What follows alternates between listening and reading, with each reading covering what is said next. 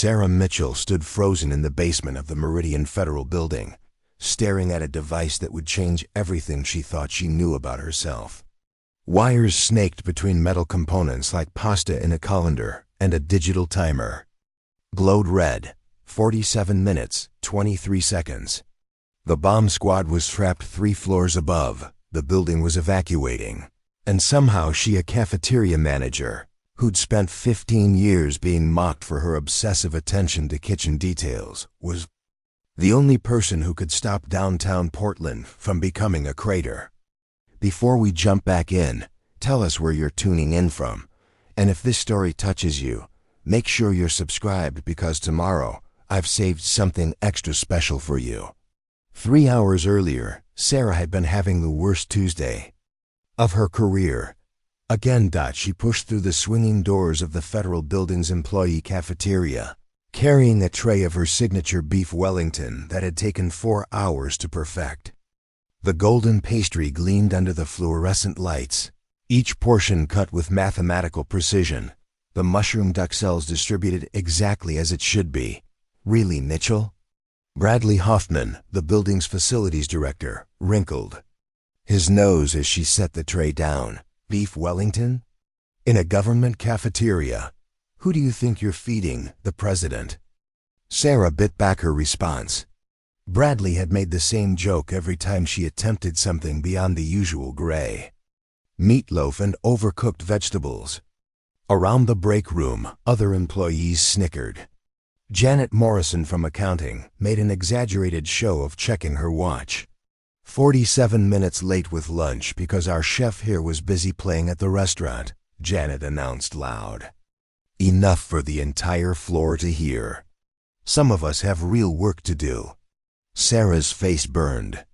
She'd been 47 minutes late because she'd noticed the meat thermometer was off by 2 degrees, and she refused to serve undercooked beef to federal employees. She'd recalibrated it, tested it twice, and started over.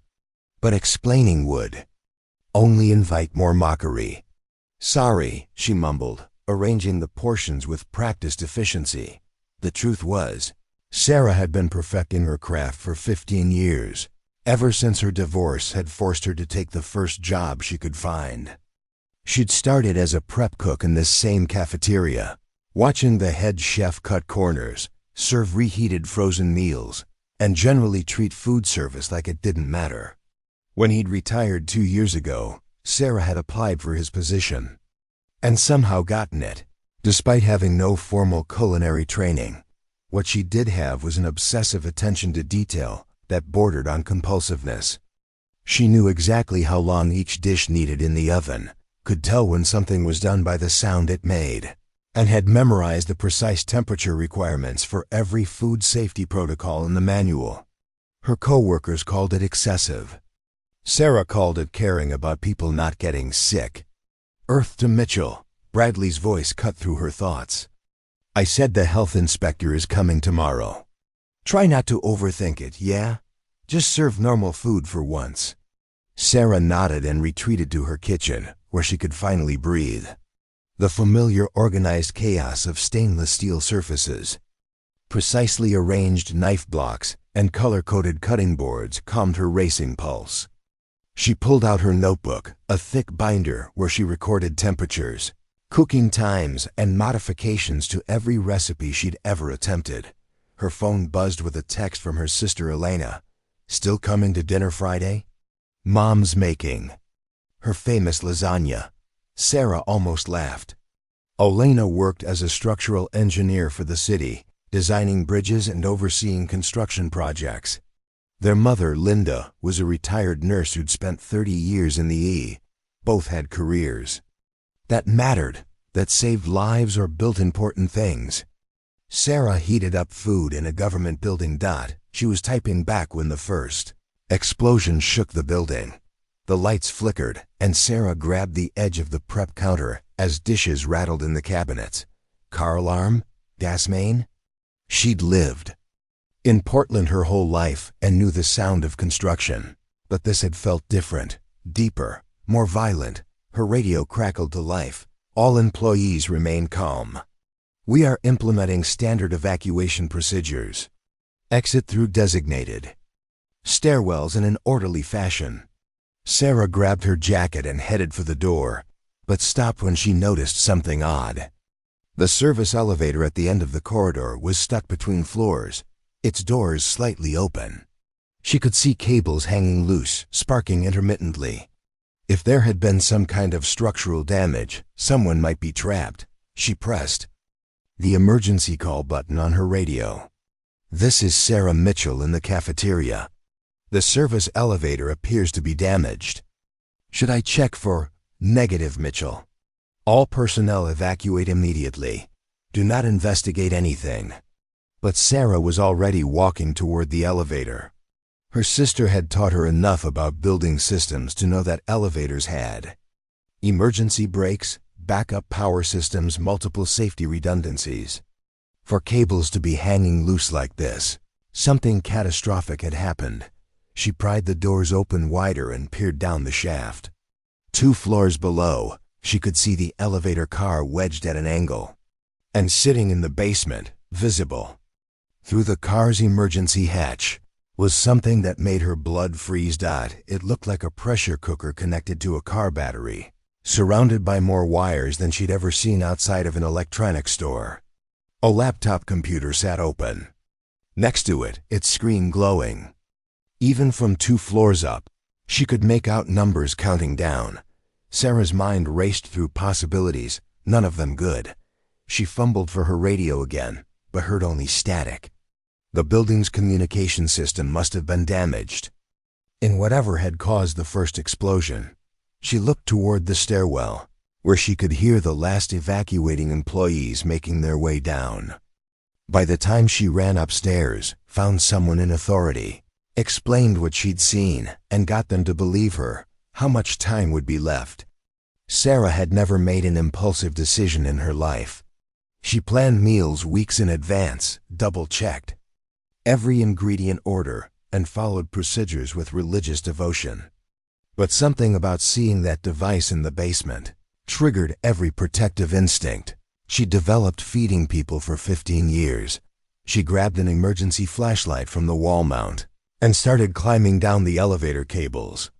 The shaft was darker than she'd expected, and the cables were slick with some kind of lubricant that made her hands slip. By the time she lowered herself through the elevator car's emergency hatch, her arms were shaking from exertion and her palms were raw. The basement storage room smelled like concrete dust and ozone. Emergency lighting cast everything in harsh shadows, making the device in the center of the room look even more ominous up close. Sarah approached it slowly, her flashlight beam revealing details that made her stomach clench. This wasn't some amateur device cobbled together from internet instructions. The wiring was precise, almost elegant. Someone who knew exactly what they were doing had built this. The laptop screen showed a countdown, 44 minutes, 18 seconds, below. The timer, a message blinked in red letters. Mercury switch activated. Movement will trigger immediate detonation. Sarah's engineering knowledge was limited, but she knew enough to understand what that meant. The device was designed to explode if it was moved or jostled. Even the bomb squad couldn't simply relocate it to a safe area. She keyed her radio again, hoping someone could hear her through the building's damaged systems. This is Sarah Mitchell. I'm in the basement. There's an explosive device with approximately 44 minutes remaining. The building needs to be evacuated to at least a 6-block radius immediately. Static. Sarah stared at the device, her mind automatically cataloging details the way she would examine a new recipe. The pressure cooker was a standard 8-quart model, probably filled with ball bearings or nails. The battery was a marine deep cycle type, designed for consistent power output. The wiring formed a complex circuit that she couldn't fully understand, but certain connections looked familiar. Growing up with an engineer's sister meant Sarah had spent countless dinner conversations listening to Elena explain electrical systems, load calculations, and circuit designs. Not enough to make her an expert, but enough to recognize when someone had built something with professional-level precision. The mercury switch sat in a clear plastic housing, a small silver bead that would complete the circuit if the device was tilted even slightly. But there were other components too, what looked like a vibration sensor, possibly a backup timer system, and something she couldn't identify at all. Sarah realized she was holding her breath and forced herself to exhale slowly. 42 minutes. 31 seconds. Above her, she could hear the building settling, probably still reacting to whatever had damaged the elevator system.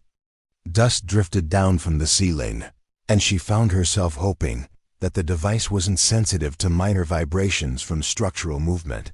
She pulled out her phone, hoping for a signal that might let her call Elena or her mother, someone who might know what to do. No bars. The building's interior walls were blocking cell reception, and the landline phones were probably part of the same communication system that had gone down with her radio.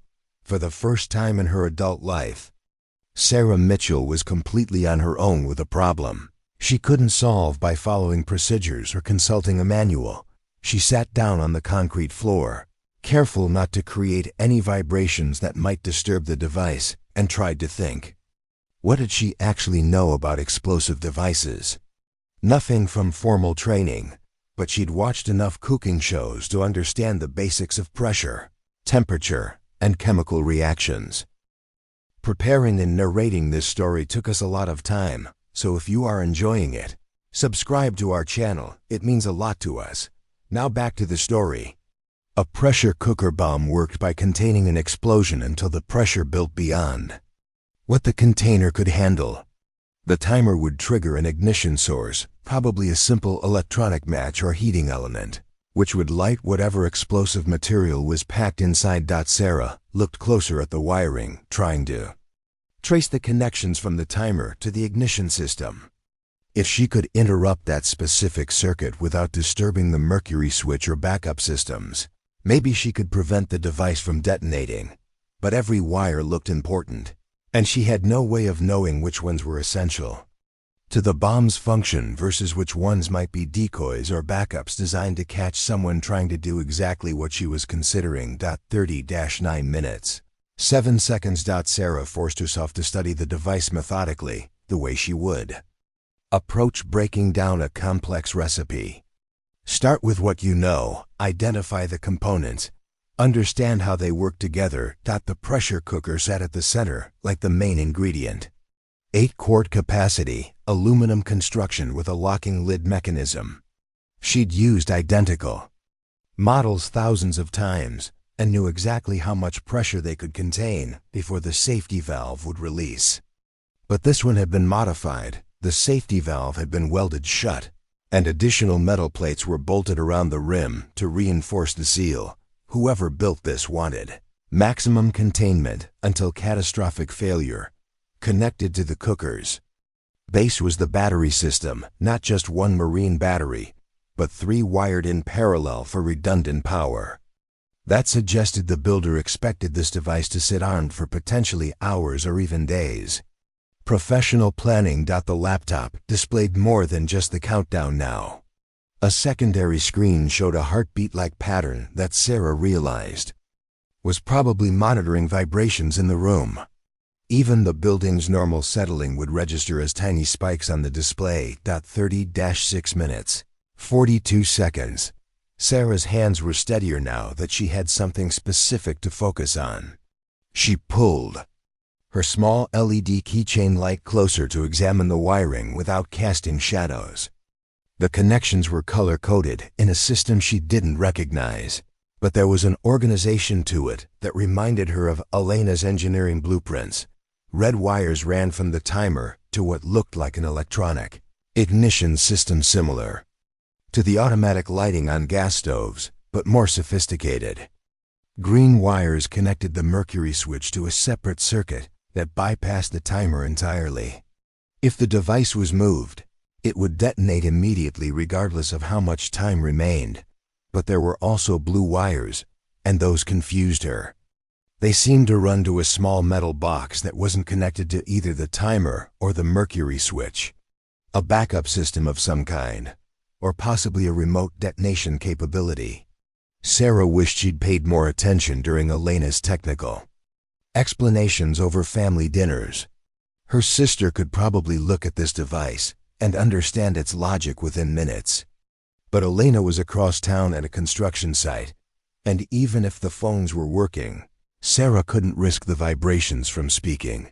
She needed to think like Elena would think.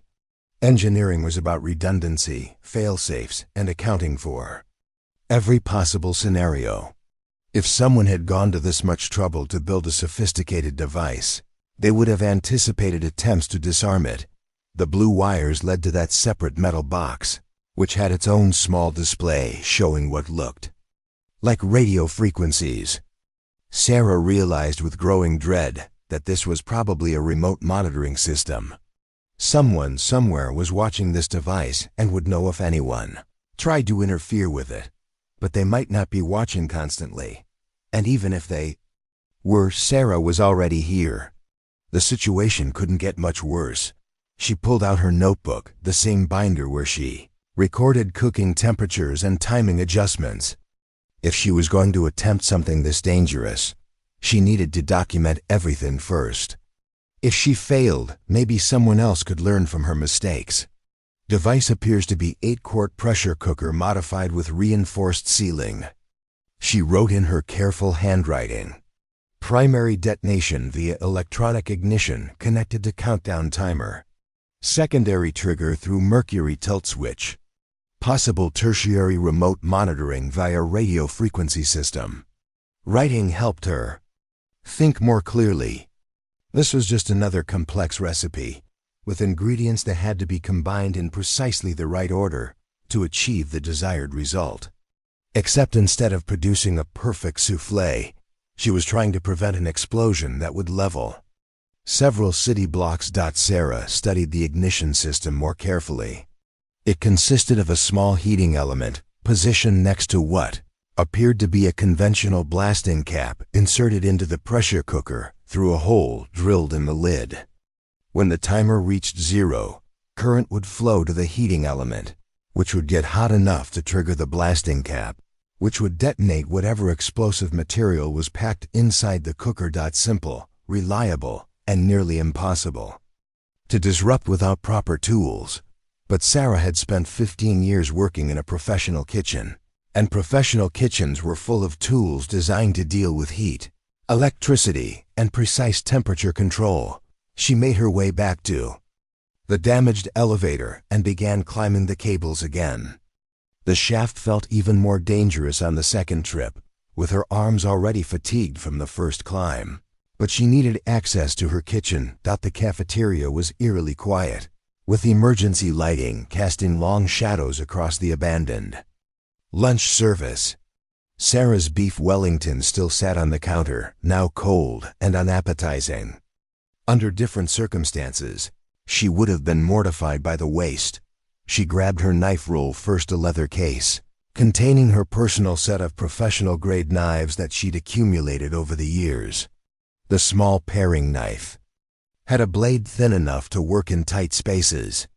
The boning knife was flexible and precise.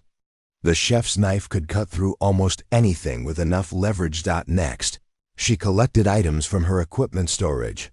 A digital probe thermometer that could measure temperatures to within 1/10 of a degree.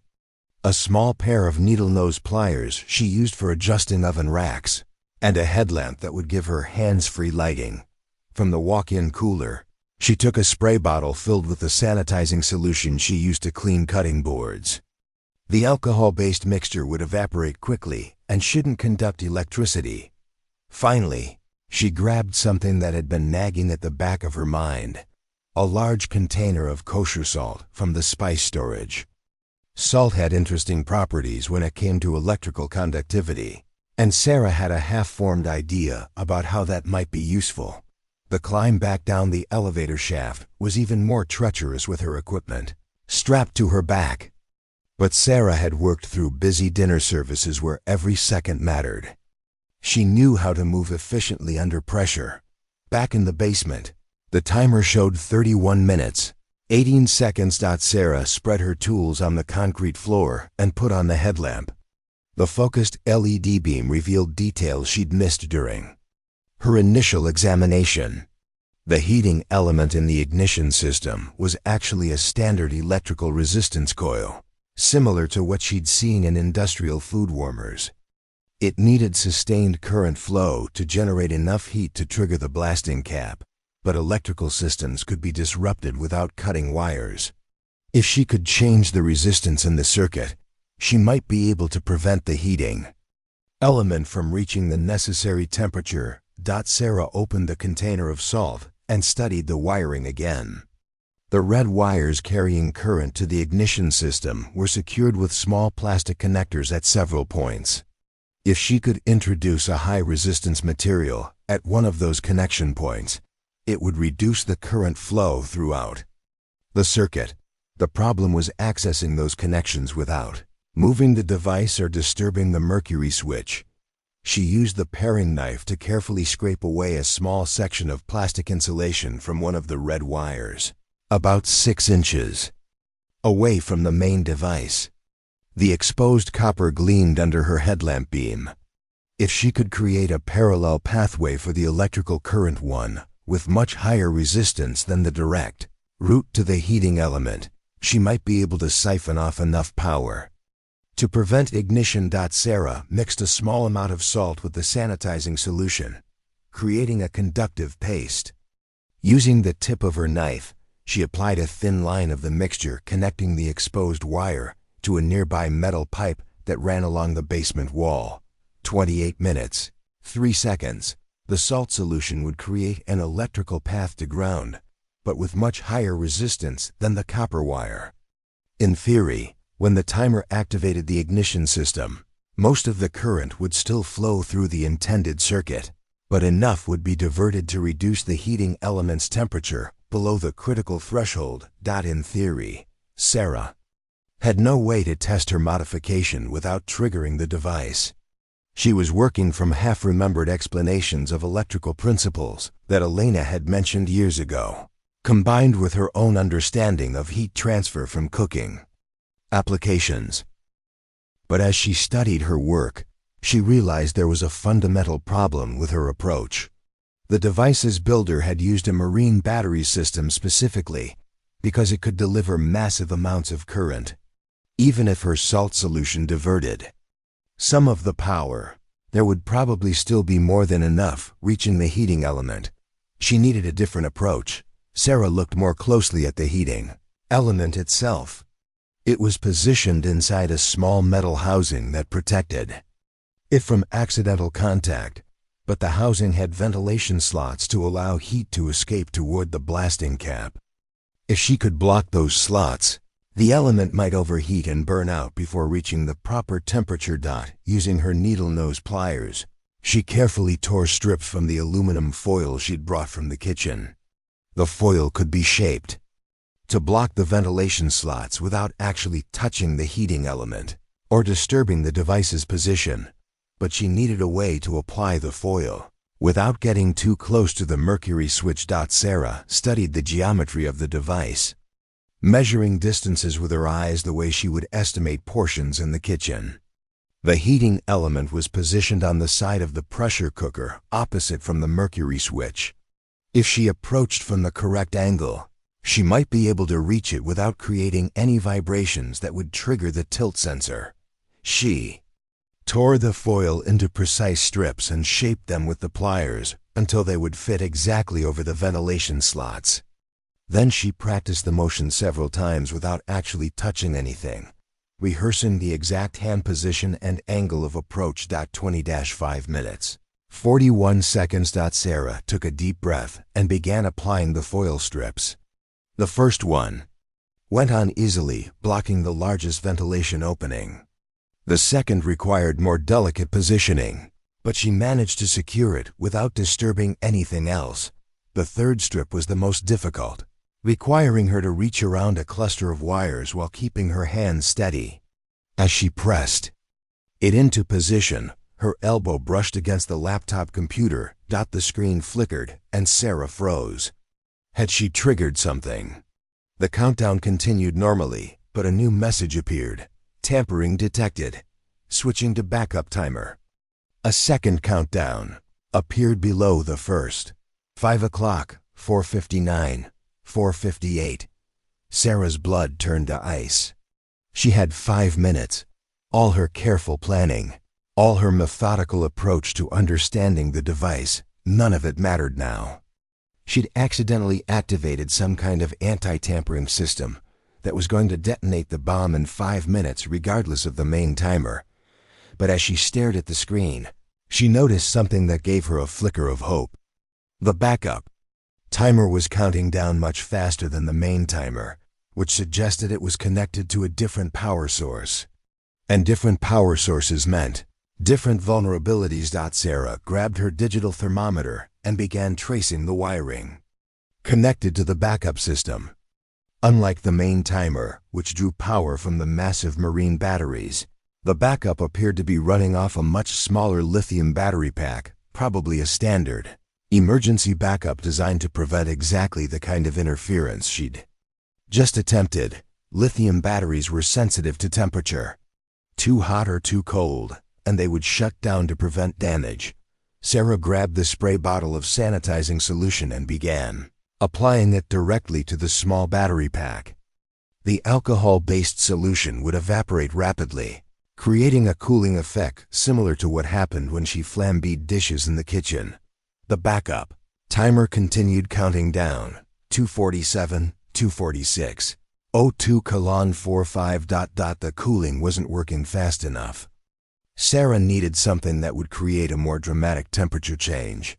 She looked around the basement desperately and spotted something she'd missed during her initial survey: an old fire extinguisher mounted on the wall.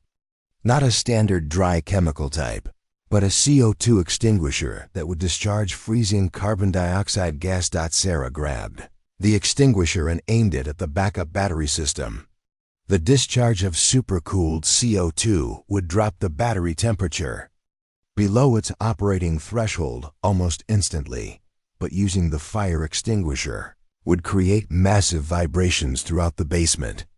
The mercury switch would definitely trigger, and she'd detonate the main device even if she successfully disabled the backup timer. 1:23, 1:22, 1:21. Sarah realized she was facing an impossible choice. Let the backup timer reach 0 and detonate the device, or try to stop it and trigger the mercury switch instead. Either way, the building was coming down, unless there was a third option she hadn't considered. Sarah looked at the mercury switch again, studying its position relative to the rest of the device. The switch was designed to detect movement or tilting, but it was mounted in a fixed position on the pressure cooker's side. If the entire basement floor moved at once, if she could create vibrations that affected everything equally, the switch might not register any relative motion. It was insane, but it was the only chance she had. 0:34, 0:33, 00:32. Sarah positioned herself directly beneath the building's main support beam and pulled the pin on the CO2 fire extinguisher. She aimed it at the backup battery and squeezed the trigger while simultaneously jumping as hard as she could, trying to create vibrations that would shake the entire floor. At the moment the freezing gas hit the battery, the world exploded in noise and freezing vapor as the extinguisher discharged. Sarah couldn't see anything through the cloud of CO2, couldn't hear anything over the roar of escaping gas, and couldn't feel anything except the bone-deep cold that penetrated her clothes. The extinguisher finally emptied and the vapor began to clear. Sarah found herself lying on the concrete floor, gasping for breath in air that was still 20 degrees colder than it should be. The backup timer had stopped at 0:07. The main timer continued its steady countdown. 18:42, 18:41, 18:40. Sarah had bought herself time, but she'd also announced her presence to anyone monitoring the device remotely. And she still had no idea how to actually disarm a bomb that had been designed by someone who clearly understood explosives far better than she understood cooking. Sarah's ears were still ringing from the fire extinguisher discharge when she noticed something that made her stomach drop. The laptop screen now displayed a third message, blinking in angry yellow text. Remote override initiated. External control active. Someone was taking control of the device from outside the building. Main countdown suddenly accelerated, jumping from 18:23 to 15 o'clock in a matter of seconds. Then it stabilized again, but a new element had appeared on the screen, a live video feed showing Sarah herself. Crouched next to the bomb in the basement, they could see her. They knew exactly what she was doing. A synthesized voice began speaking. Through the laptop speakers, emotionless and mechanical. Federal employee Sarah Mitchell. You have interfered with a precisely calibrated device. Continued tampering will result in immediate detonation. Sarah stared at the screen, her mind racing. The voice was clearly computer-generated, which meant whoever was controlling this had planned for the possibility of someone attempting to disarm it. They'd built in remote monitoring, backup systems, and now direct communication. Your government building has been evacuated, the voice continued. 14 minutes and 37 seconds remain. Leave now and you will not be harmed. But Sarah knew the mathematics of the situation better than her captors realized. Even if she left immediately, even if she ran as fast as possible, she couldn't get beyond the blast radius in 14 minutes. The device was too large, the building too central to downtown Portland. Hundreds of people in surrounding buildings would die, including Elena's engineering firm 6 blocks away. Who are you? Sarah spoke aloud, feeling foolish but needing to buy time to think. Identity is irrelevant. Your compliance is required. The countdown continued. 14:12, 14:11, 14:10. Sarah forced herself to focus on what she could observe, rather than what she couldn't control. The remote override had changed the device's behavior, which meant the mysterious blue wires she'd noticed earlier were indeed connected to an external communication system. But external communication required power, and power systems had vulnerabilities. She studied the radio frequency display more carefully. The signal strength indicator showed maximum bars, which suggested the antenna was somewhere nearby, possibly even within the building itself. If she could disrupt that communication link, the remote operator would lose control and the device might revert to its original timer. But first she needed to understand what the remote operator could actually do. Could they detonate the device immediately? Or were they limited to adjusting the timer and monitoring her actions? Can you trigger the bomb right now? Sarah asked for the laptop. Silence for several seconds. Then, compliance is required. Leave immediately. That wasn't a yes, which suggested there were still limitations on the remote control system. Maybe the mercury switch and other safety systems couldn't be overridden entirely. Sarah looked around the basement more carefully, searching for anything that might be part of the communication setup. In the far corner, partially hidden behind some old filing cabinets, she spotted a small black box with a stubby antenna. A cellular signal booster, or repeater, probably installed to ensure the remote connection worked even from the basement.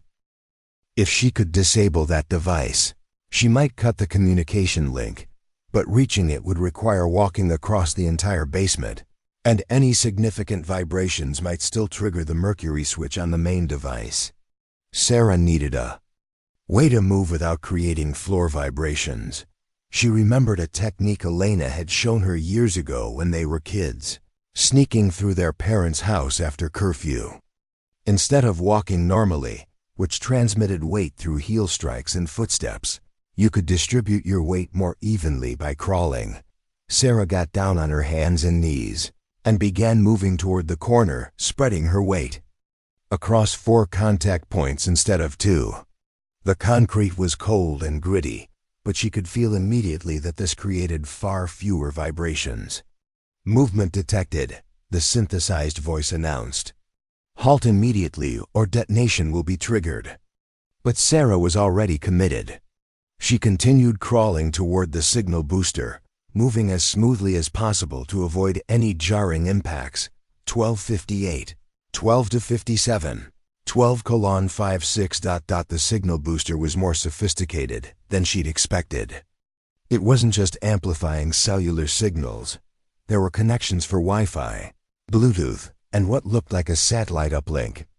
Whoever had planned this operation had ensured multiple redundant communication pathways. Sarah used her paring knife to cut the power cable to the signal booster. The device went dark immediately, but the laptop screen showed no change. The connection was still active, probably routing through one of the other communication methods. She cut the antenna cables. Next, severing the stubby external antenna and 2 internal antenna leads. Still no change in the laptop display, but when she cut the thick coaxial cable that seemed to run up through the ceiling toward the satellite connection, the laptop screen flickered and went blank for several seconds. When it came back online, the remote video feed was gone. The timer was still counting down, but the external control active message had disappeared. Sarah Mitchell, the synthesized voice, was noticeably more distorted now, with digital artifacts that suggested a weaker signal. "You are making this situation worse." Sarah crawled back toward the main device, moving even more carefully than before. She'd bought herself some advantage by disrupting the remote connection, but she still had no idea how to actually disarm a bomb. 11:43, 11:42, 11:41. As she approached the pressure cooker again, Sarah noticed something she'd missed during her earlier examination. The blasting cap inserted into the cooker's lid wasn't just a simple explosive charge. It had additional wiring that seemed to run down into the cooker itself. That suggested there might be multiple stages to the explosion. The blasting cap would detonate first, triggering a larger secondary charge packed inside the pressure cooker. But multi-stage explosives required precise timing and positioning to work correctly. Sarah had learned about staging from cooking. Elaborate dishes that required multiple components to come together at exactly the right moment. A soufflé that collapsed if the oven door opened too early. A flam that failed if the alcohol wasn't at the proper temperature. Delicate processes that could be ruined by small disruptions in timing or sequence. She studied the blasting cap's position more closely. It was inserted through a hole in the pressure cooker's lid, but the hole appeared to have been drilled rather than professionally machined. If the cap wasn't positioned at exactly the optimal depth, the primary explosion might not efficiently trigger the secondary charge. Using her digital probe thermometer, Sarah carefully measured the depth of the blasting cap's insertion. The metal probe was thin enough to slide down alongside the cap without touching it, and the digital readout would tell her exactly how deep it extended into the cooker. 4 3/4 inches. Sarah made a note in her notebook, then consulted her memory of pressure cooker dimensions. An 8-quart cooker would be approximately 6 inches deep internally.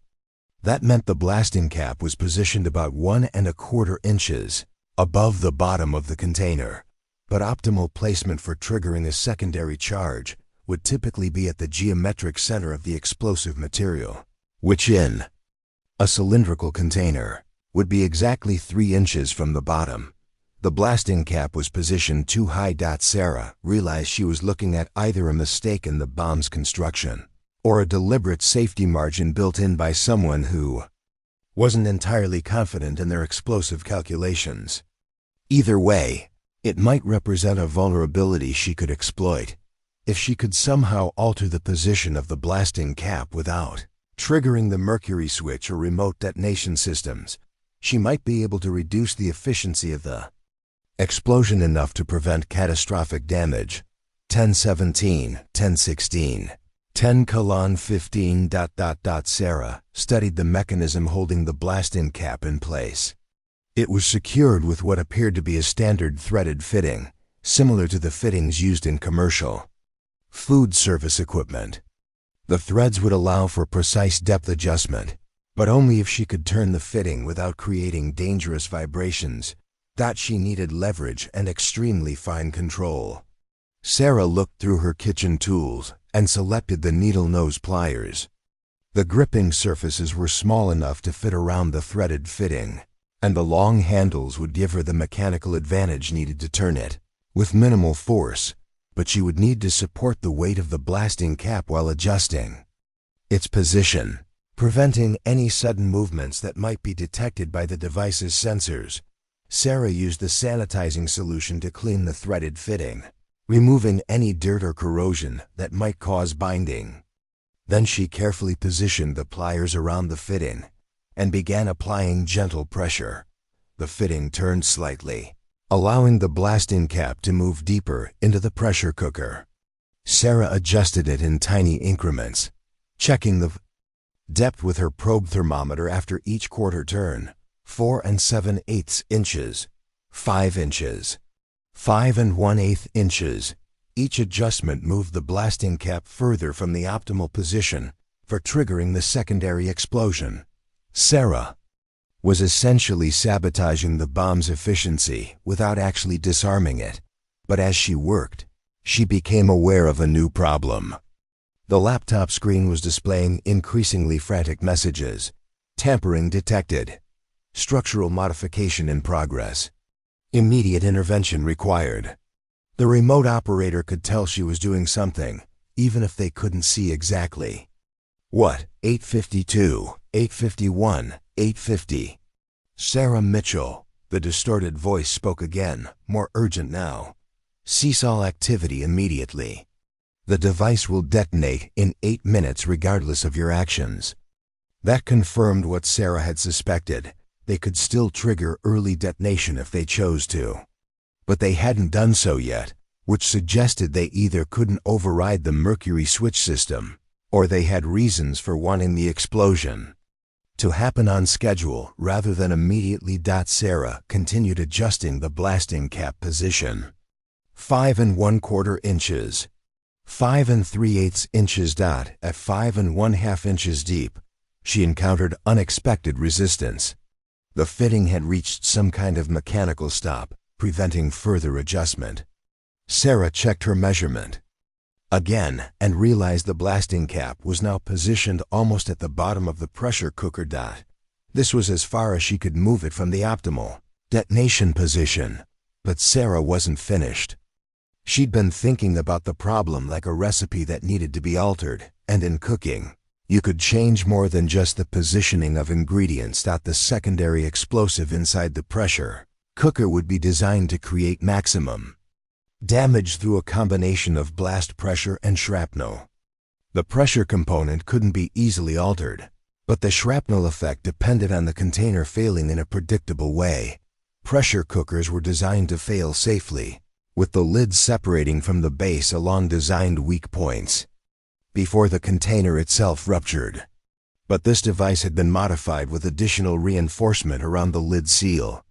The builder wanted the container to rupture explosively rather than fail safely. Sarah studied the reinforcement more carefully. It consisted of metal bands bolted around the cooker's rim, creating a stronger seal that would contain more pressure before failure. But the bolts themselves represented potential weak points in the reinforcement. Using her chef's knife, Sarah began working on the bolt threads. She couldn't remove the bolts without creating dangerous vibrations, but she could damage the threads enough to reduce their holding strength. The knife blade was sharp enough to scrape metal filings from the bolt threads, weakening them incrementally. It was painstakingly slow work, but Sarah had spent thousands of hours doing detail work in professional kitchens. Her hands were steady, and she knew how to work efficiently under time pressure. 6:33, 6:32, 6:31. As she worked on the fourth bolt, the laptop screen suddenly went completely black. The timer disappeared, replaced by a single word: goodbye. For a terrifying moment, Sarah thought the remote operator had triggered immediate detonation. But after several seconds, the screen flickered back to life, showing only the original countdown timer. The remote connection had been lost entirely. 5:58, 5:57, 5:56. Sarah was now working against the original timer with no external interference, but she'd also lost any possibility of communication with the outside world. If the bomb squad had been trying to establish contact, or if there were other people working on the problem from outside the building, she would have no way of coordinating with them. She finished weakening the fourth bolt and moved on to the fifth. Her knife blade was getting dull from scraping metal, but there were only 2 more bolts to go. As she worked, Sarah found herself thinking about the person or people who had built this device. They demonstrated sophisticated technical knowledge, careful planning, and attention to detail that reminded her uncomfortably of her own approach to complex cooking projects. But they'd also made mistakes. The blasting cap positioning was suboptimal. The remote communication system had too many single points of failure. And most importantly, they'd underestimated the possibility that someone with a different kind of expertise might be able to find vulnerabilities they hadn't anticipated. 4:17, 4:16, 4:15. Sarah finished with the 6th bolt and stepped back to evaluate her work. She'd repositioned the blasting cap to the least efficient possible location and weakened the container reinforcement that was supposed to maximize shrapnel damage.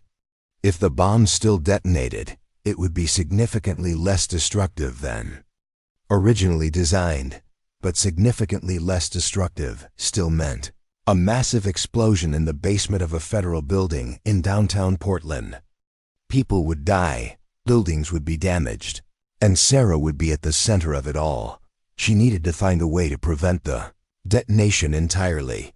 Sarah looked at the device with fresh eyes, trying to see it not as a bomb, but as a complex system that could be disrupted at multiple points. She'd already modified the explosive components, but the triggering mechanism was still intact. The electronic ignition system consisted of the timer, the heating element, and the electrical connections between them. Sarah had already tried to disrupt the power flow with her salt solution, but that had been a crude attempt based on incomplete understanding. Now, with less than 4 minutes remaining, she had a clearer picture of how the system worked. The timer would send a signal to activate the heating element, which would get hot enough to trigger the blasting cap, which would detonate the secondary charge. But heating elements took time to reach operating temperature.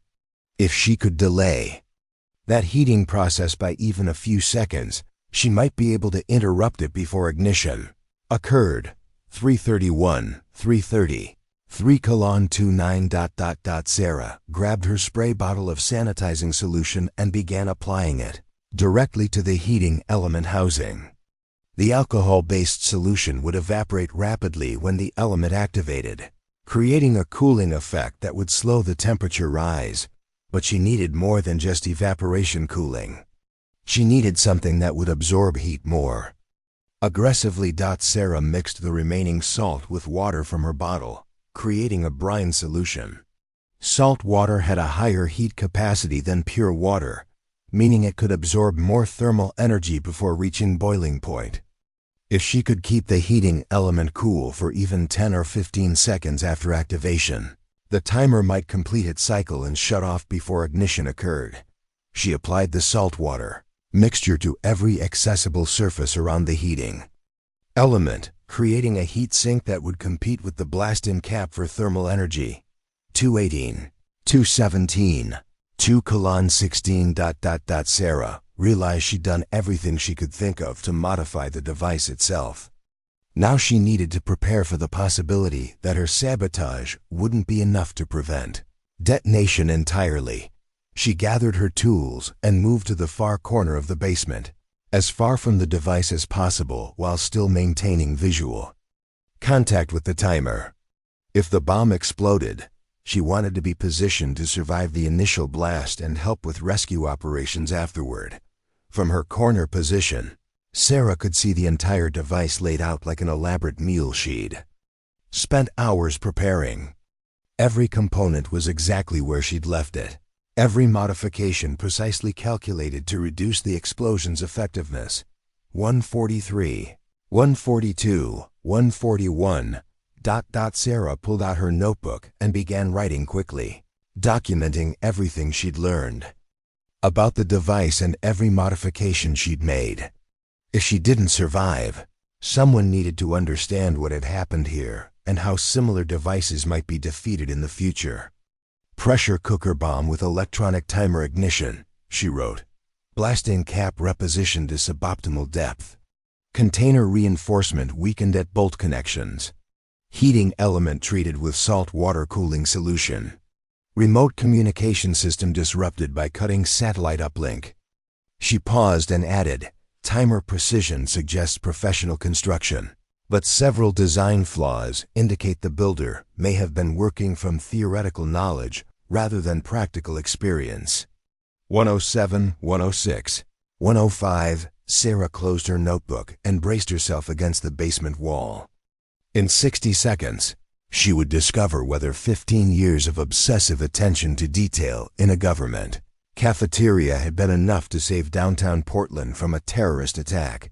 The countdown reached 30 seconds, and Sarah could hear the device's electronics beginning to activate. Small clicking sounds like relays closing indicated the timer was preparing to send its signal to the heating element. 20 seconds, 15 seconds.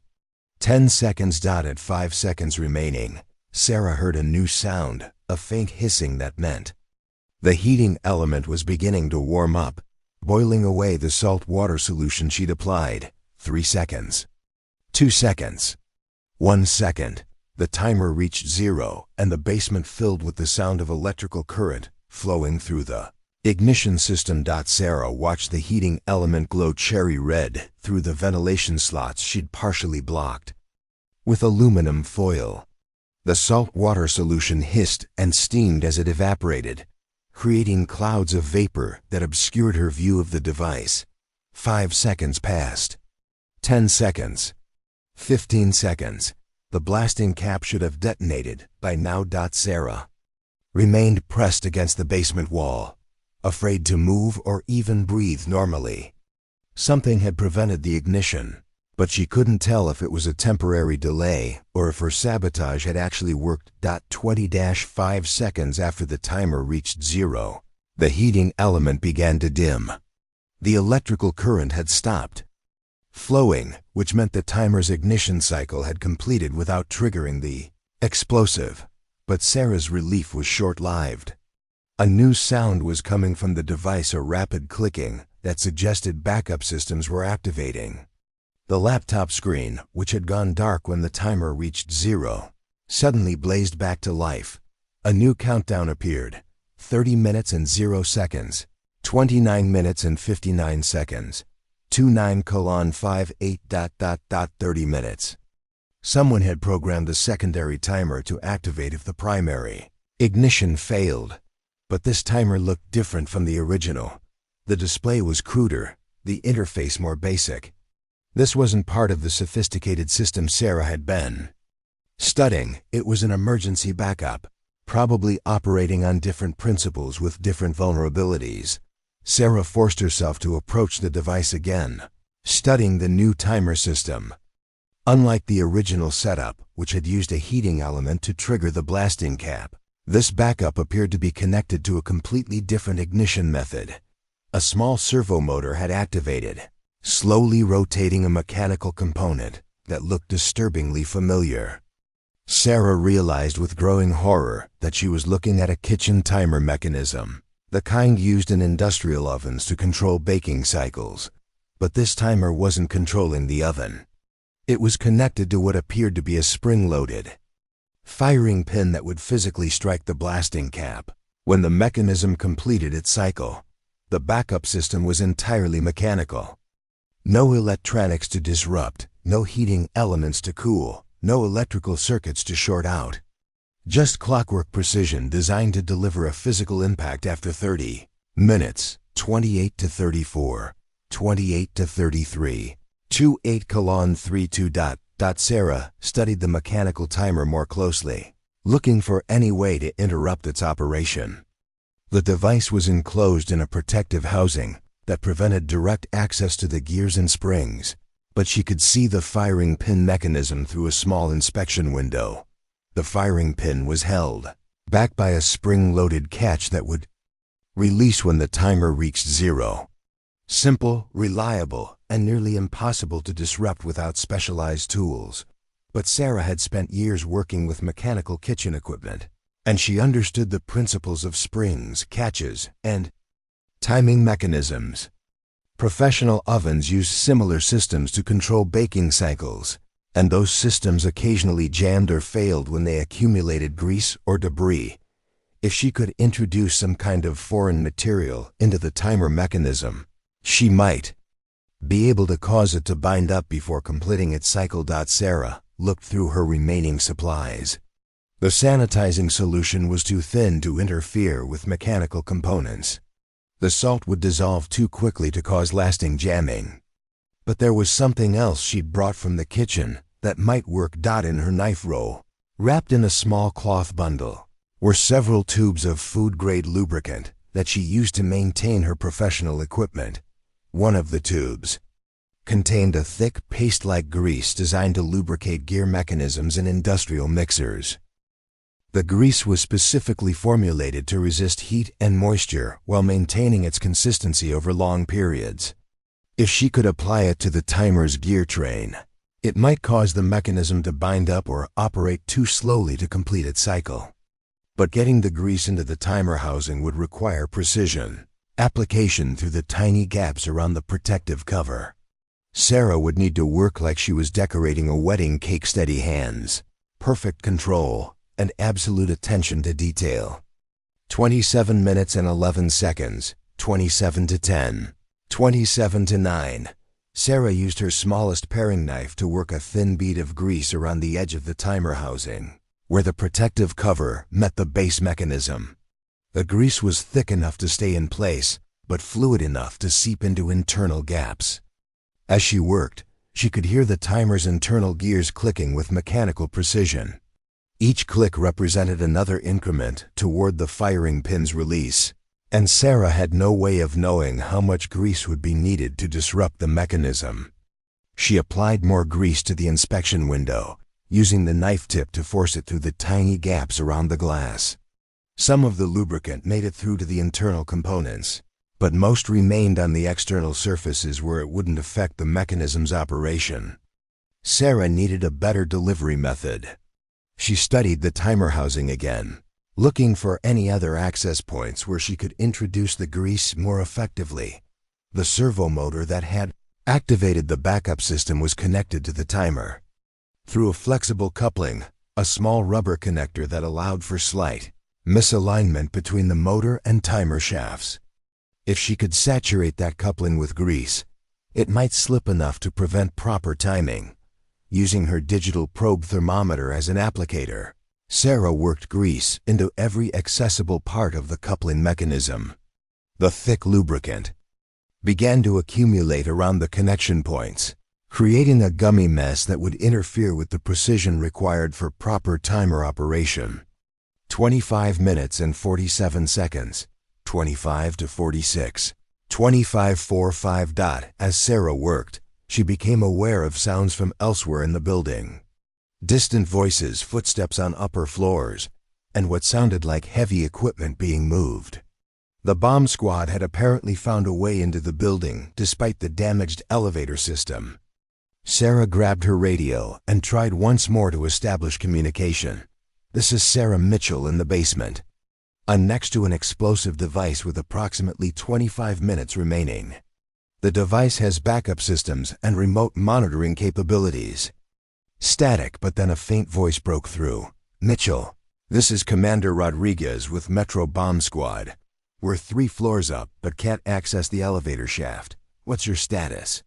Sarah felt a surge of relief so intense that her hands started shaking. She wasn't alone anymore. The primary timer was defeated, but a backup system activated with a 30-minute countdown. "It's a mechanical system, not electronic. I've been trying to jam the mechanism with kitchen grease." "Kitchen grease?" Rodriguez's voice was incredulous. "Mitchell, you need to evacuate immediately. We're bringing down specialized equipment, but it'll take time." Commander, the blast radius includes at least 6 city blocks. There are hundreds of people in the surrounding buildings who can't evacuate in 25 minutes. I need to stop this thing here. A long pause. Then, describe exactly what you're looking at. Sarah gave a detailed description of the mechanical timer, the firing pin mechanism, and the modifications she'd made to the original device. Rodriguez asked technical questions that revealed extensive knowledge of explosive devices, and Sarah found herself explaining her sabotage efforts like she was describing a complex recipe to another chef. You repositioned the blasting cap? Rodriguez sounded amazed. That's actually a textbook approach for reducing explosive efficiency. Where did you learn bomb disposal techniques? I didn't. I just treated it like a complicated cooking project. Another pause. Mitchell, I'm going to talk you through some additional steps. But first, can you see any manufacturer markings on the timer mechanism? Sarah examined the timer more closely, using her headlamp to illuminate the small inspection window. It says Industrial Controls, Inc. on the housing, and there's a model number, IC7740. That's a commercial oven timer. We've seen them used in improvised devices before. The good news is we know how they work. The bad news is they're nearly impossible to stop once activated. 2319, 2318, 2317. Commander, the grease doesn't seem to be affecting the mechanism. The timing is still consistent. Okay, new approach. Those timer mechanisms have an emergency stop feature for industrial safety compliance. There should be a small red button somewhere on the housing that will halt the cycle if pressed. Sarah searched the timer housing carefully but found no red button or any other external controls. Negative on the emergency stop. This unit might be modified. Then we need to prevent the firing pin from reaching the blasting cap. Can you see the firing pin mechanism clearly? Sarah peered through the inspection window. The firing pin was visible as a spring-loaded metal rod that would strike the blasting cap when released. The mechanism was enclosed, but the pin itself extended through a small hole in the housing. I can see it, but it's protected by the housing. I can't reach it directly. You don't need to reach it directly. You need to block its path. Is there anything you can use to create an obstruction between the firing pin and the blasting cap? Sarah looked around the basement, her mind racing through possibilities. She needed something hard enough to stop a spring-loaded firing pin, small enough to fit in the narrow space between the timer and the blasting cap, and stable enough to stay in position despite vibrations from the timer mechanism. Her knife roll contained several items that might work, but most were too large or the wrong shape. Then she remembered something she'd seen Elena use during construction projects, small steel shims, used to adjust the alignment of structural components. Sarah didn't have steel shims, but she had something similar. The aluminum foil she'd brought from the kitchen could be folded into multiple layers, creating a flexible but strong barrier.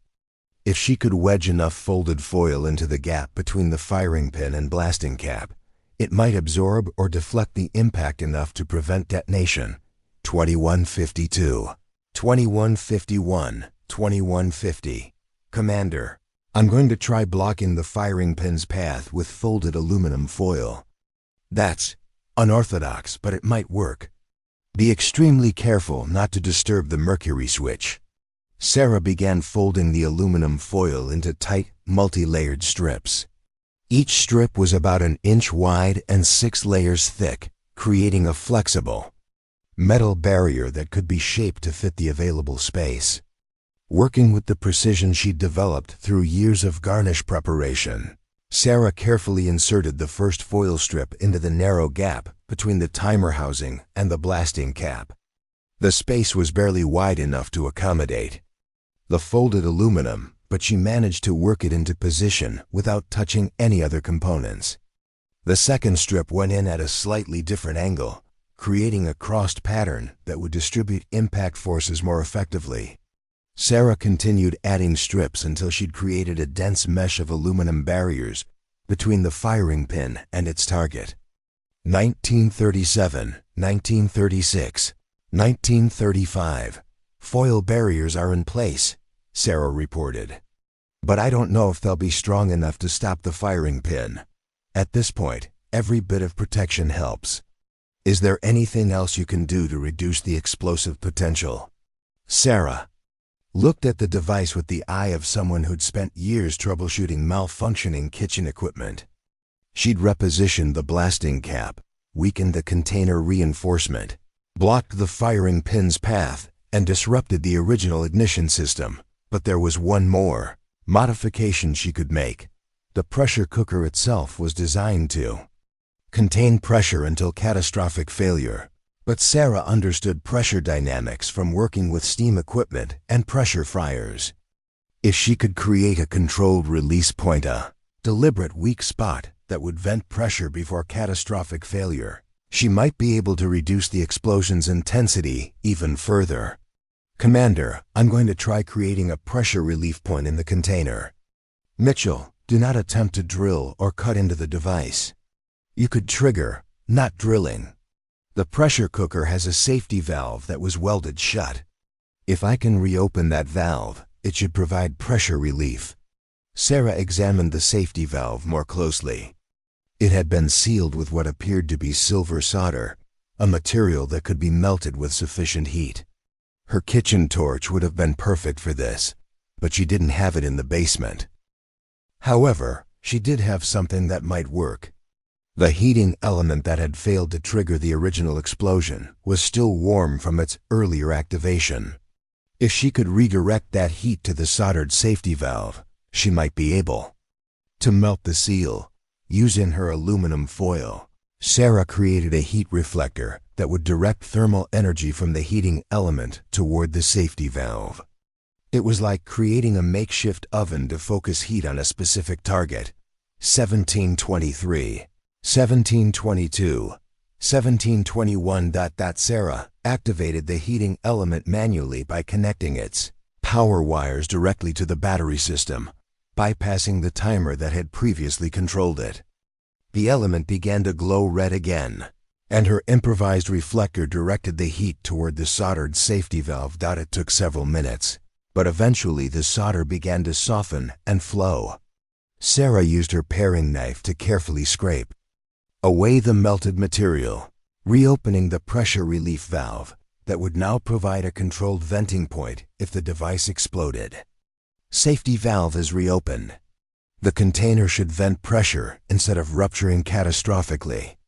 Outstanding work, Mitchell. You've probably reduced the potential damage by 80% or more. But Sarah wasn't finished.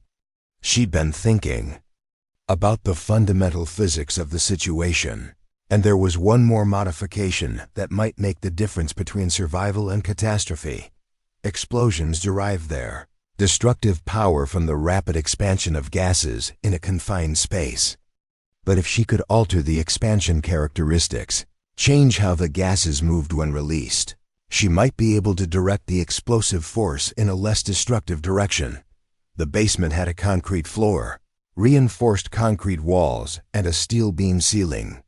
The most destructive explosion would be one that directed force upward into the building structure.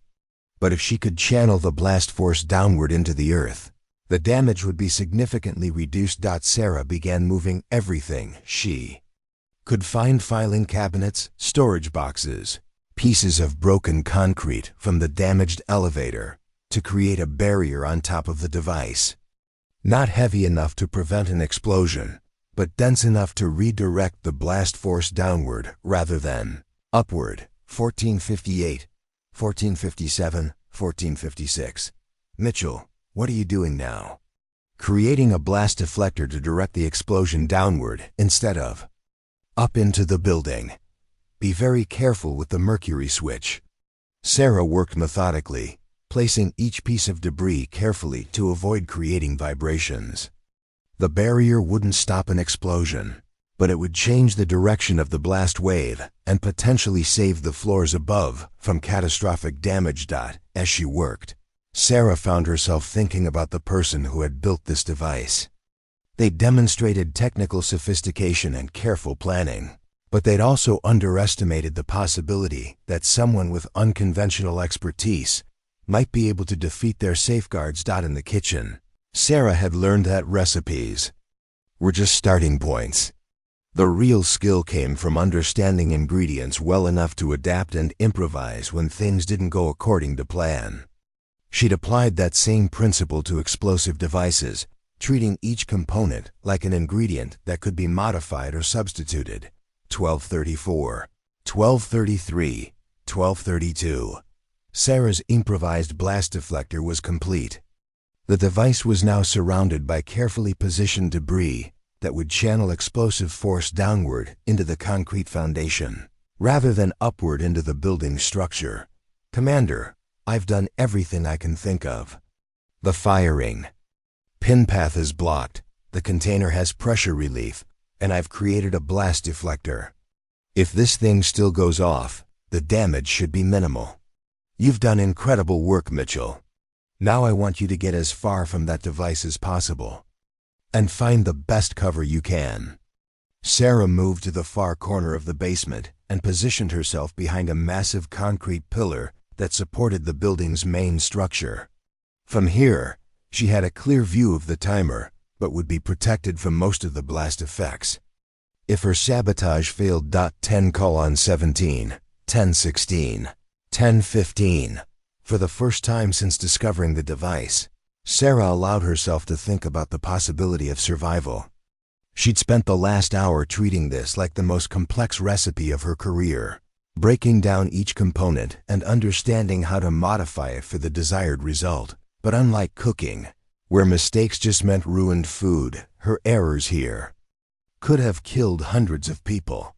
The responsibility was overwhelming, and Sarah found herself shaking as the adrenaline that had sustained her began to fade. 7:45, 7:44, 7:43. "Commander, can you tell me about the evacuation status?" "The immediate area is clear, and we've established a perimeter at 8 blocks. Emergency medical services are standing by, and we have fire suppression teams ready to respond. What about my sister Elena? She works for Morrison Engineering about 6 blocks east." "Mitchell, focus on your own situation right now. Everyone who can be evacuated has been evacuated." But Sarah needed to know that Elena was safe. Her sister had always been the successful one, the one with the important career and technical expertise.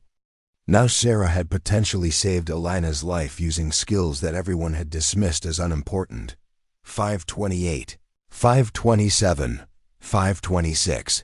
The basement was completely quiet except for the mechanical clicking of the timer and Sarah's own breathing. She'd done everything possible to neutralize the device, but in 5 minutes she would discover whether 15 years of obsessive attention to kitchen details had been enough to prevent a terrorist attack. Sarah pulled out her notebook and wrote, "One final entry. If anyone reads this, know that government cafeteria workers take pride in our attention to detail. We care about getting things right, even when nobody notices. Today that mattered. 3:17, 3:16, 3:15. Sarah could hear the timer mechanism beginning to accelerate as it approached the end of its cycle. The clicking sounds were coming faster now, building toward the moment when the firing pin would be released. 2 minutes. 1 minute.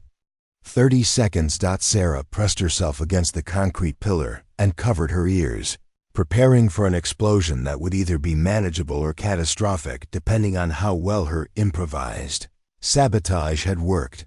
The timer reached 0, and the basement filled with the sound of the firing pin mechanism activating. The firing pin struck the aluminum foil barriers with a sharp metallic ping that echoed through the basement. Sarah held her breath, waiting for the explosion that would determine whether her improvised sabotage had worked. Silence.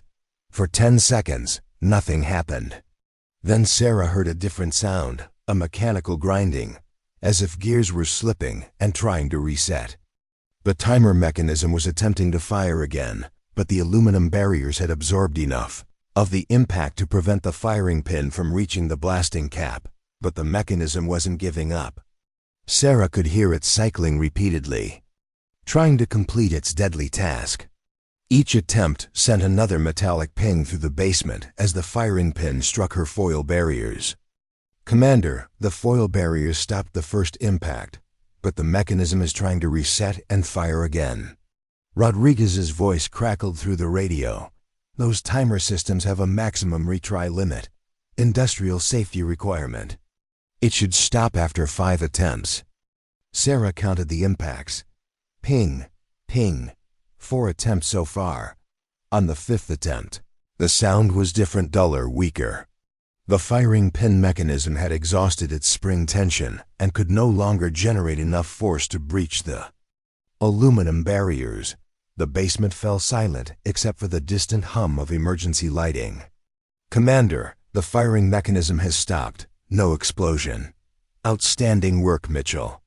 Stay in position while we confirm the device is safe." Sarah remained behind the concrete pillar, afraid to move despite the apparent success. She'd learned enough about explosive devices to know that backup systems could have backup systems, and she wasn't taking any chances. 20 minutes later, she heard boots on the basement stairs. Commander Rodriguez appeared first, followed by 2 bomb squad technicians in full protective gear. They moved carefully toward the device, using electronic sensors to check for additional threats. "Clear," one of the technicians announced after a thorough examination. "The device is fully neutralized." Rodriguez approached Sarah's position behind the pillar. He was older than she'd expected, with graying hair and the weathered look of someone who'd spent decades dealing with dangerous situations. "Mitchell, I've been doing this for 22 years, and I've never seen anything like what you did here. You essentially performed graduate-level bomb disposal using kitchen tools and cooking." Intuition. Sarah stood up slowly, her legs shaky from sitting in one position for so long. "I just treated it like a really complicated recipe that needed to be fixed." Rodriguez gestured toward the device, which looked even more improvised now, surrounded by Sarah's various modifications. "Walk me through what you did. This is going to be a case study for bomb disposal training." Sarah explained each modification systematically, from repositioning the blasting cap to creating the pressure relief system and blast deflectors. Rodriguez took notes, occasionally asking technical questions that revealed his growing amazement at her unconventional approach. "The aluminum foil barriers were particularly clever," he said. "We use specialized ballistic materials for the same purpose, but your improvised solution was actually more effective because it was flexible enough to absorb multiple impacts." As they talked, more people began arriving in the basement. Federal agents, investigators, and what appeared to be senior officials from multiple agencies. Sarah found herself repeating her story to each new group, explaining how 15 years of cafeteria management had prepared her to defeat a sophisticated terrorist device. Detective Karen Walsh from Portland Police took the most detailed statement, focusing on Sarah's observations about the device's construction and the remote monitoring system she'd disrupted. "The technical sophistication suggests this wasn't built by amateurs," Walsh explained. "We're looking at someone with professional training in electronics and explosives. Your description of the remote communication setup is helping us track down the source." FBI agent Michael Chun was particularly interested in Sarah's sabotage techniques. "The way you systematically reduce the device's effectiveness shows remarkable tactical thinking. Have you ever had any formal training in crisis management or engineering?" "My sister Elena is a structural engineer. I picked up some things from dinner conversations over the years." Agent Chun exchanged glances with Rodriguez. "We'd like to talk to your sister as well. Her engineering background combined with your practical application created a unique problem-solving approach." 3 hours after the final timer had been defeated, Sarah finally climbed out of the basement using the proper ladder the bomb squad had brought. The elevator shaft was still too damaged for safe use, but she was grateful to leave behind the confined space where she'd spent the most terrifying afternoon of her life. The federal building's lobby was crowded with emergency responders, media crews, and officials from what seemed like every government agency in Oregon. Sarah found herself at the center of attention she'd never wanted and wasn't sure how to handle. "Sarah!" Elena's voice cut through the crowd as her sister pushed past reporters and security personnel. "Are you hurt?" "I came as soon as they let people back into the area." Sarah hugged her sister tightly, finally allowing herself to feel the full emotional impact of what had happened. She'd survived, the building was safe, and hundreds of people who might have died were going home to their families. "Elena, I used things you taught me about electrical circuits and structural engineering. I probably got half of it wrong, but it was enough." Elena looked at the technical diagrams that Rodriguez was showing to other investigators. "Sarah, you didn't get it wrong. This is sophisticated engineering applied under impossible conditions. You should be proud." Mayor Rebecca Foster arrived with a full entourage, immediately positioning herself for media interviews about the city's response to the crisis.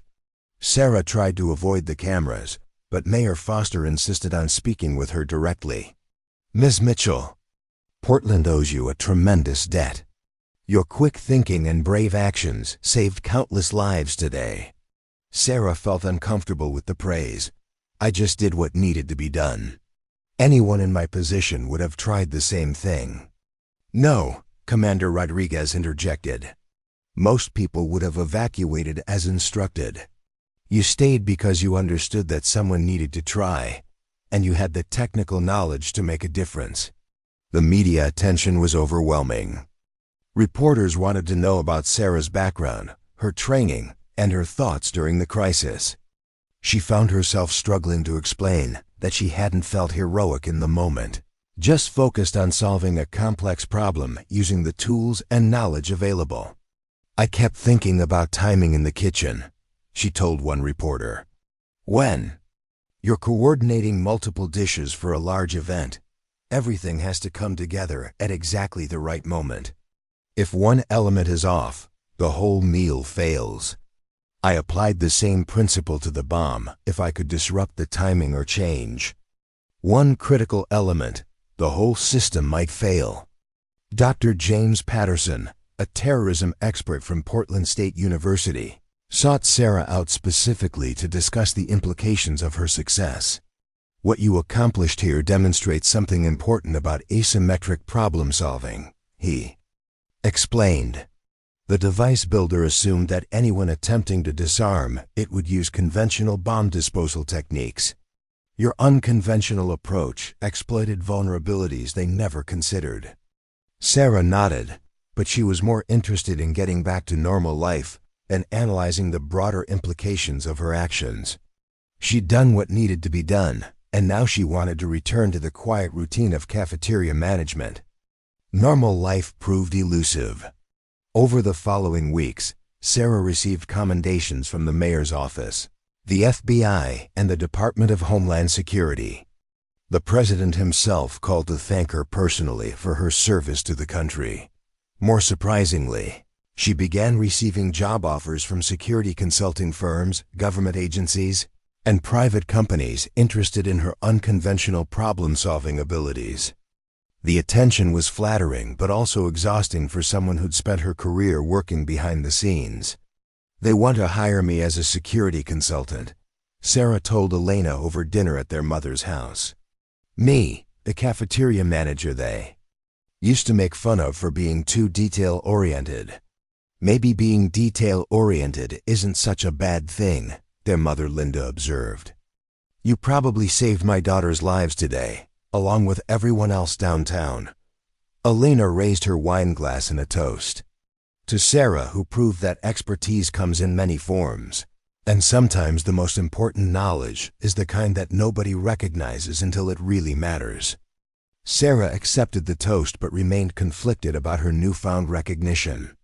She'd spent 15 years being underestimated and dismissed, developing her skills in relative obscurity. Now everyone wanted to celebrate abilities she'd always possessed but had never been valued for. The bomb investigation revealed that the device had been placed by a domestic terrorist cell with connections to anti-government extremist groups. The sophisticated construction suggested professional training, possibly military or engineering backgrounds among the conspirators. Sarah's disruption of the communication system had provided crucial evidence for tracking down the remote operators.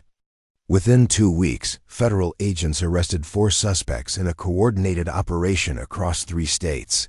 Your quick thinking about cutting those communication cables gave us the digital forensics trail we needed, Agent Chun explained during a follow-up interview. Without that, these people might have disappeared completely. Sarah returned to work at the federal building cafeteria, though her relationship with her colleagues had fundamentally changed. Bradley Hoffman, who had mocked her attention to detail just hours before the bomb incident, now treated her with something approaching reverence. "Mitchell, about what I said before.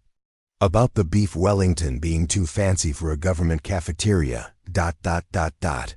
He stammered during her first day back. "It's fine, Bradley. I know you were just joking around. But it wasn't really fine, and they both knew it." Sarah's colleagues had spent years dismissing her expertise as excessive and unnecessary, never recognizing that the same attention to detail that perfected her cooking had prepared her to save their lives. Janet Morrison from accounting approached Sarah privately a few days later. "I owe you an apology, we all do. We never understood that your work mattered as much as it does." Sarah appreciated the sentiment, but she'd learned something important about herself during those terrifying hours in the basement. She didn't need external validation to know her work had value. She'd always cared about doing things right, whether anyone noticed or not. 6 months later, Sarah accepted a position with the Department of Homeland Security as a consultant on unconventional threat assessment. She would continue managing the federal building cafeteria part-time, while helping train security personnel in alternative problem-solving approaches. "The world needs people who think differently," Commander Rodriguez told her during the job interview. "Your success wasn't just about technical knowledge. It was about approaching an impossible situation with creativity and determination." Sarah's first assignment involved reviewing security protocols at government facilities, looking for vulnerabilities that conventional assessments might miss. She approached each task the way she'd always approached cooking, with methodical preparation, attention to detail, and the understanding that small mistakes could have enormous consequences. The irony wasn't lost on her that skills everyone had considered unimportant precision timing, resource management, working under pressure, improvising with available tools had turned out to be exactly what was needed when it mattered most. During quiet moments in the cafeteria, Sarah sometimes thought about that terrifying afternoon in the basement. She discovered capabilities she never knew she possessed, but more importantly, she'd proven to herself that expertise developed anywhere could be valuable anywhere. Her beef Wellington was still the best in the federal building, but now her colleagues understood that the precision required to perfect such dishes reflected skills that extended far beyond the kitchen. Sarah Mitchell had saved downtown Portland not despite her cafeteria experience, but because of it. Up next, you've got 2 more standout stories right on your screen. If this one hits the mark, you won't want to pass these up. Just click and check them out. And don't forget to subscribe and turn on the notification bell so you don't miss any upload from us.